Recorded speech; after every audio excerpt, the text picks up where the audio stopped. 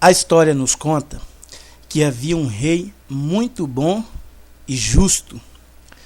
E por ser um homem bondoso, aquele rei, ele correspondia com as necessidades do seu povo. Nunca em seus domínios havia injustiça, porque ele era um rei bom. Mas como nós sabemos que para agradar o ser humano, digamos assim, que seja impossível, né? Porque por mais que haja um governo bom, sempre há reclamação da parte oposta, ou seja, da parte de alguns.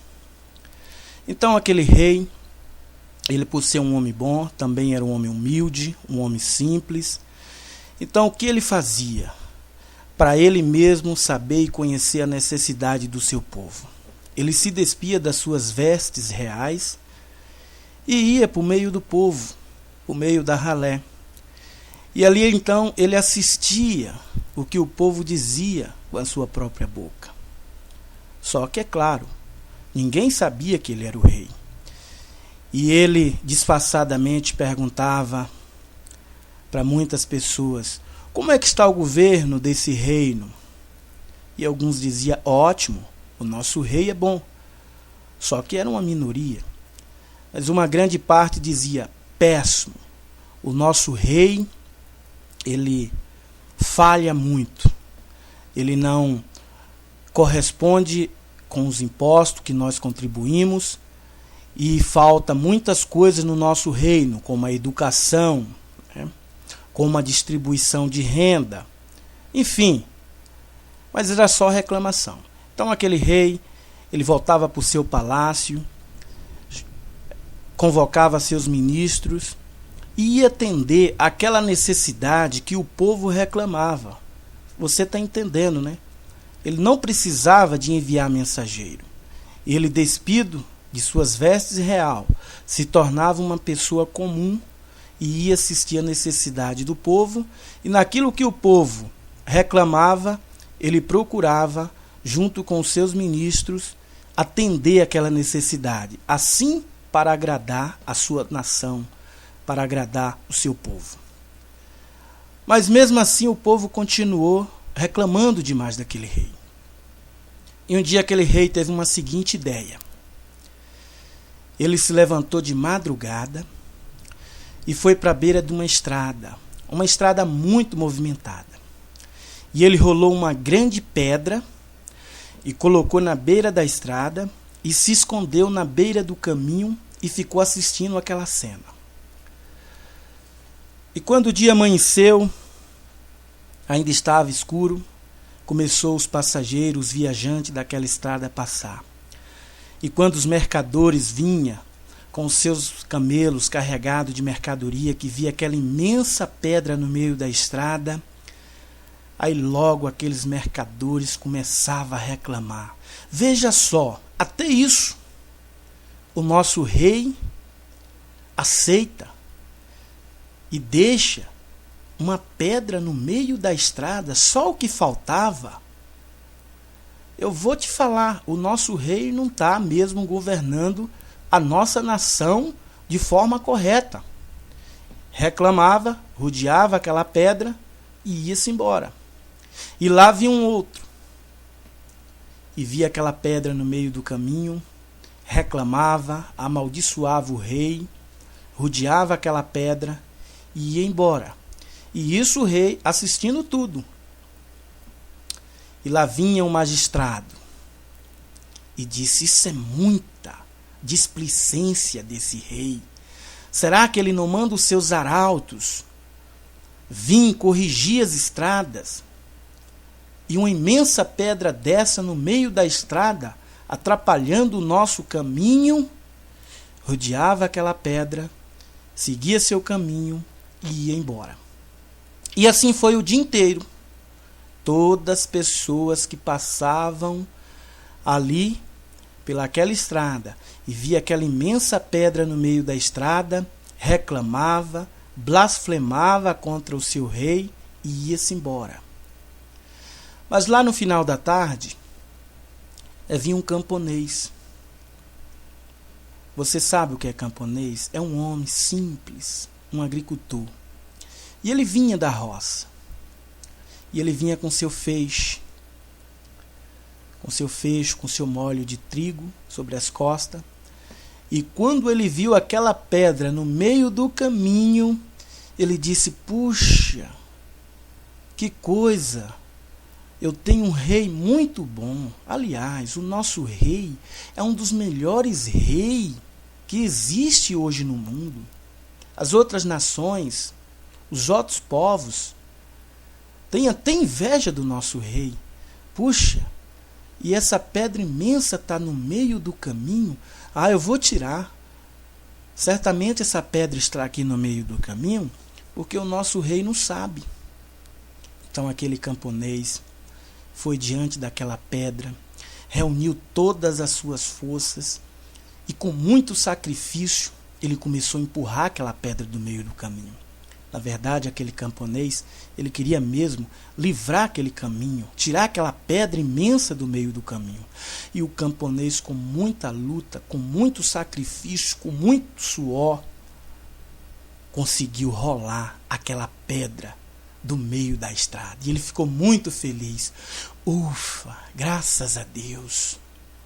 Fiz um grande favor para o meu rei. O meu rei merece muito mais do que isso. O meu rei é um excelente homem. Um homem que domina bem a nossa nação. Um homem que é justo, íntegro. Mas quando ele estava ali meditando nessas palavras, que ele olhou no chão e estava debaixo da pedra, havia uma sacola. Quando ele olhou para dentro da sacola, aquela sacola havia 50 denários de ouro. E dentro da sacola havia um bilhete.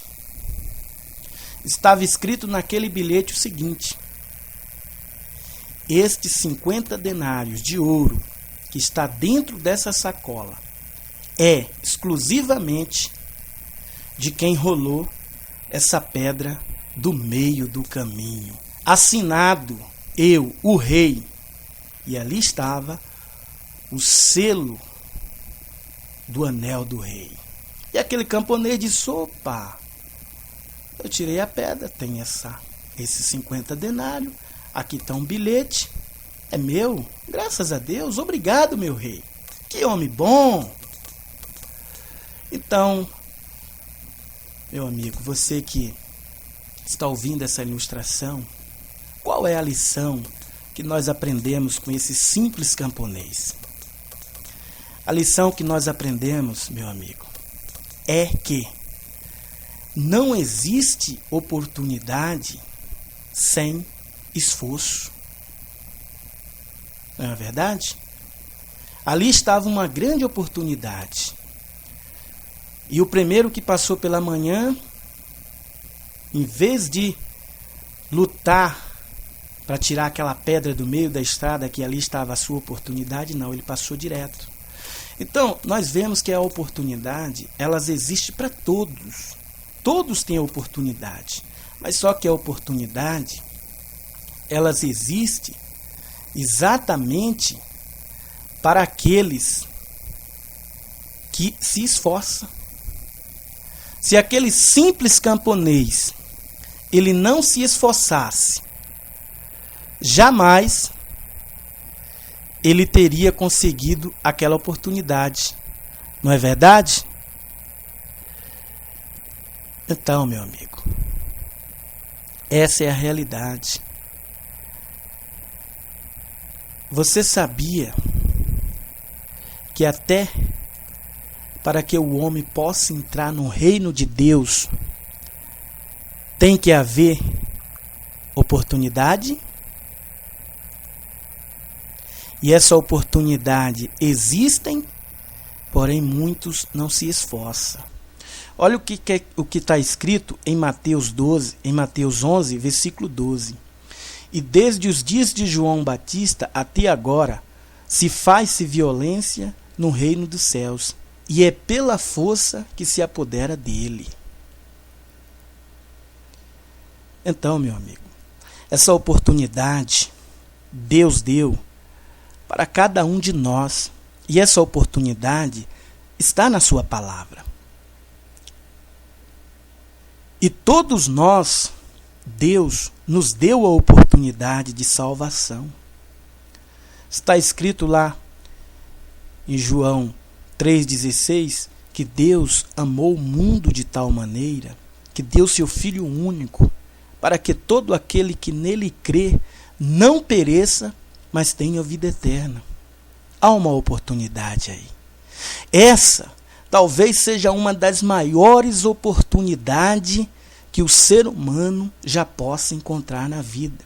Talvez você que está aí ouvindo essa ilustração pensa que a tua grande oportunidade seria ganhar na telecena, ou ganhar no jogo, ou ficar milionário. Mas eu quero te dizer, meu amigo, que as coisas, as riquezas desse mundo são passageiras, são perecíveis. Mas a oportunidade que Deus dá para nós é oportunidades preciosíssimas, eterna, que nunca irão se acabar. É a oportunidade da salvação. E você sabe como que o homem pode entrar no reino dos céus? Essa é uma pergunta que eu lhe faço. Talvez agora você ficou em dúvida. Talvez você pode dizer assim: olha, para mim entrar no reino do céu, eu tenho que ser bom, eu tenho que ir para a igreja, eu tenho que cumprir algumas leis, eu tenho que cumprir as normas. Claro, tudo isso é bom, é importante. Mas deixa eu te fazer uma pergunta. Você tem pecado? É claro, você pode me responder, que está lá em Romanos 3,23, que todos pecaram e destituídos estão da glória de Deus. No livro de primeira carta de João 3, versículo 10, também diz: se dissermos que não temos pecado, fazemos-nos mentirosos. Mas aí, meu amigo, no versículo 11 em diante, está escrito assim, que Jesus se manifestou para tirar o pecado do mundo. Quando João Batista estava batizando ali nas margens do Rio Jordão, ele estava fazendo um batismo de arrependimento. Quem se arrepende é exatamente aquela pessoa que se extravia do seu caminho. Está no erro. Então João Batista dizia o seguinte: raça de víbora, quem vos induziu a fugir da ira vindoura? Produzi, pois, frutos dignos de arrependimento. O machado já está posto no pé da árvore, e toda árvore que não der fruto, ele corta e lança no fogo. Simbolicamente você entende que a árvore que não der fruto é aquela que conhece a palavra de Deus, entende a palavra de Deus, mas não quer. Então, o Senhor Jesus corta do seu reino e essa pessoa futuramente, no dia de juízo, será lançada no fogo do inferno. Como está escrito lá em João 15, que Jesus diz que ele é a videira verdadeira, simbolicamente, e todo ramo que está nele dá fruto. O que não dá fruto, ele corta e também será lançado no fogo. Então, o que é dar fruto no reino de Deus? Só pode dar fruto aqueles que são limpos dos seus pecados. Aí está o mistério, o segredo da salvação. Jesus disse para os discípulos: vós já estáis limpo pela palavra que eu vos tenho falado. E como e onde que o homem pode se limpar dos seus pecados? Como eu te digo que só através de Jesus Cristo que o homem pode se limpar dos seus pecados. E onde? Eu te digo agora. Está na palavra de Deus. Você sabe que Jesus disse, isso está escrito ali, registrado no livro de Mateus 11:11, que dentre os homens nascidos de mulher, não houve um maior que João Batista. Então a gente sabe a importância do ministério de João Batista. Nós temos que levar em conta o ministério de João Batista. Porque João Batista, ele veio da descendência de Arão. E Arão foi o primeiro sacerdote da tribo de Levi. João Batista foi o último sacerdote da descendência de Levi, da família de Arão. Então, ali no Rio Jordão, João Batista, quando viu Jesus, disse: olha o Cordeiro de Deus que tira o pecado do mundo. E quando Jesus viu João, ele disse: João, me batize. E João Batista: eu não sou digno de desatar a correia das tuas sandálias.